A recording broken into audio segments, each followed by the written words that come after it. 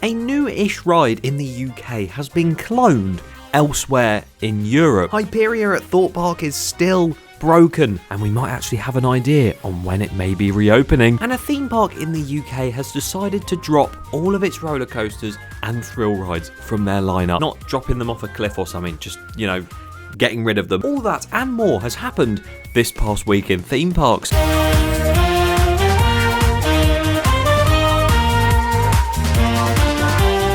Welcome back again. Yes, that's right. We are here a week later since the previous This Past Week in Theme Parks episode. We're weekly now, but don't take that as every Friday there's going to be a new episode. No, there may not be. It all depends on how much news has been happening. And also, it might not be every Friday anyway. What am I on about? But this week, there's actually a lot of news, finally, in the UK theme park industry. So if you want to stay up to date on all the latest theme park news, just like I'm going to cover in this video, then please be sure to subscribe to the channel. We're almost at 70,000 subscribers now. The fact that goal is so close, mind blown.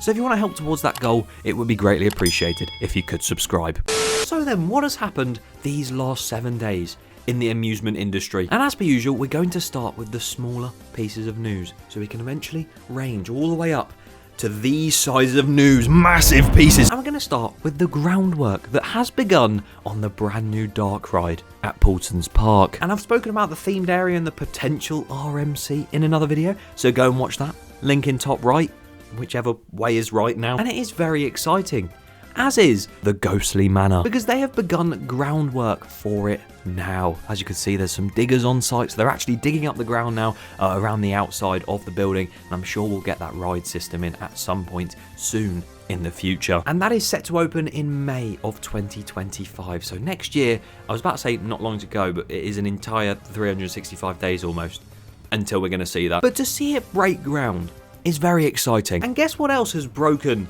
underground? Nemesis Subterra, the Alton Towers Nemesis sub-story ride. No pun intended. Where it takes you underground and you view an egg. And then you drop! That ride is a beloved dark ride at the park, and I actually would rate it as probably second best dark ride. Especially now Hex isn't there. And from seeing a few different reports from people going to the park, and also literally the fact it's on their maintenance section on their website, Nemesis Subterra has broke. I need to stop, I've used that intro way too much recently. But it is a massive shame to see this ride down for maintenance. I really do hope they get it up soon. Obviously it did go down for a very long time after 2015. I think it was literally about 8 years till it reopened, so hopefully that doesn't happen again. But we don't know what this could be. It could be maintenance on the drop towers, it could be something to do with the ride experience, something's not working, who knows? But there have been no clear updates on what is happening with that. However, a very popular ride that was very popular for one day has been having a lot of clear updates to do with when it's going to reopen.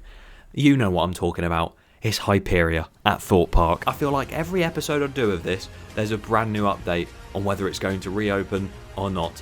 And I'm afraid to say, it's getting demolished. I'm only joking, of course. They're actually not opening it. Not yet anyway. Thorpe Park have announced Hyperia will not be ready for the 8th of June. We recently communicated that we were unable to commit to reopening Hyperia before Saturday the 8th of June. Understandably, many of you have been eagerly anticipating further updates and fairly assumed that the 8th of June would be the reopening day for the ride. However, unfortunately, this is not going to be possible. They go on to say a lot of apologies and the fact they're sorry and stuff, and you know what? I do respect Thorpe Park. The fact this is clearly a problem with the coaster, not necessarily something Thorpe Park have done, so this could easily be a Mack Rides product mistake. Thorpe Park have still taken it on the chin and sort of said, look, we're really sorry, it's our fault, and they've just taken the blame for it, and they're saying that they're going to sort it out as soon as possible, being very clear. And they should do that for most rides. Shouldn't they see the point? But people on social media have done a bit of digging, and they have found a potential opening date for Hyperia. As you may or may not know, there is a Hyperia bedroom, themed room at the Shark Hotel containers.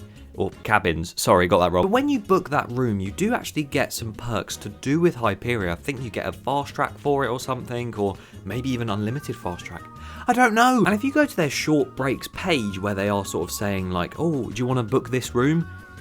Not now, thanks, but it does say guest booking a Hyperia cabin until the 10th of June will receive instead an unlimited fast track on a coaster of your choice and a one-shot fast track. So that is instead of the Hyperia fast track until the 10th of June. With the lift hill apparently testing yesterday and also a few other things on site that look a little bit more hopeful, promising, I wouldn't be surprised if the 11th of June is a potential soft opening date for Hyperia. But please don't get your hopes up, because that might not be right. And it might change, as it has done multiple times already. And literally, as I'm editing this video, it has started testing. So, good things coming. And you know what isn't a good thing coming? Something a UK theme park is currently doing. They have taken all of their thrilling rides and a roller coaster and sold them off, or just removed them, I don't know which one. The theme park Flambards in Cornwall has decided to close all of their thrill rides, pretty much. And I haven't actually been to Flambards, so I can't really say, oh, this ride was really good, or that one not so much. I just see it all as, you know, they've lost thrill rides. Not good. After many years of faithful service, we are sadly retiring a number of our thrill rides. This includes the Thunderbolt, Sky Swinger, Skyforce, and the Hornet roller coaster, some of which will leave the site shortly. I actually don't know what any of these rides are, so this is going to be educational for me. Skyforce appears to be a pendulum looking ride where you face inwards. I have done many of them before and they make me feel so ill. Thunderbolt is a claw ride. I've done one of these at a fun fair and they are so much fun. Sky Swinger is a chair swing, so a classic amusement park thing. Why? Why are you getting rid of these? And then the Hornet is a Sierra Hornet model. I see what they did there. But this was quite a big roller coaster, and all of those are pretty big thrill rides, and they're just getting rid of them. Now, as I said, I haven't visited the park, so I have no idea whether their sort of financial situation is good or bad, or whether they're just moving towards the more family market like Lightwater Valley have done, or I think that's literally the only one that's done that. It is really sad to see, so I really hope the best for Flambards. 1,000 likes and I will go and visit, despite the lack of rides they seem to have now. Either way, something huge has happened. Not in the UK, but to do with a UK ride. And it's been in the plans and happening for the past few months now. That being the fact that one of our beloved rides that's sort of new in the UK has been cloned at a park in Italy. As I'm sure you remember, in 2021, Chessington World of Adventures opened Croc Drop, a brand new SBF Visa drop tower that has a very sort of family, not very thrilling drop. And it is very impressive, to be fair. It makes the whole drop tower itself look a lot smaller, but also a lot more cool and epic. And that was a first for Chessington and Merlin to sort of make a, I don't know, a mouth of a creature at the bottom of an SBF Visa drop tower. But no, there is now a clone of this ride. And as Merlin loved to do, because they built Big Bob the Wicker Man at Alton Towers, and they translated it over to Germany with this odd looking thing, they have now gone and cloned Croc Drop into Purple Wolf Drop. Now, of course, I'm very happy that this isn't an actual clone, it's actually a wolf rather than a crocodile. Crocodiles and wolves are actually very similar. They both have 4 legs, they have a tail, and that's about it. But this new ride is called Wolf Legend, and as you can see, the main tower itself is a bright purple colour, and then the wolf itself is a sort of lighter purple with some dark purple eyes.